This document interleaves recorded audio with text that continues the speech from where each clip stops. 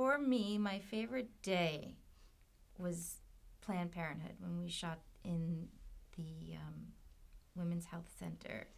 I didn't go into the shooting schedule thinking that day would be the best one. Yeah. I felt nervous, I think, about it. But it was in the middle of the shoot, and we had clicked. Everybody clicked, and it was like a ballet where we didn't even have to speak. It was just silent how we moved through the scene. Behind the camera, everyone was like sharp as a tack, and Jake, Lacy, and Jenny were just so perfect that day. Not that they weren't any other day, but something snapped into place in it. I can't really explain what it was. We were all on our shooting in a real Planned Parenthood. And there was a lot to be done. You know, every scene you see in the Planned Parenthood was shot in that one day. So you have the scene where Donna goes to make sure that she's pregnant and to schedule her procedure, you know, the waiting room stuff, the actual procedure, the recovery room. That's a lot to put in to one day. And I also was really nervous about that day. And again, like we didn't have trailers, so it's like we were actually changing costumes in like exam rooms and stuff. And that we're all just in, when you're really in the space, it affects you a lot. And that scene where Donna, you know, she's finding out that she's for sure pregnant.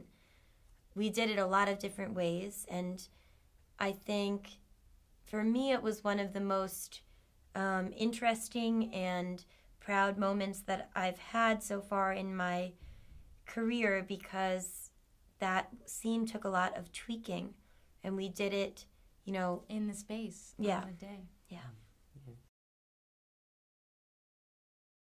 Well, we worked with an amazing casting director in New York called Jessica Kelly, but Gaby Hoffmann and Gabe Liedman came on board because Jenny sent them the script. The role of Joey, who's played by Gabe, was really written for him, and I met Gabe the same time that I met Jenny in 2009 when they were both on stage together. And they have such amazing friend chemistry, comedic chemistry.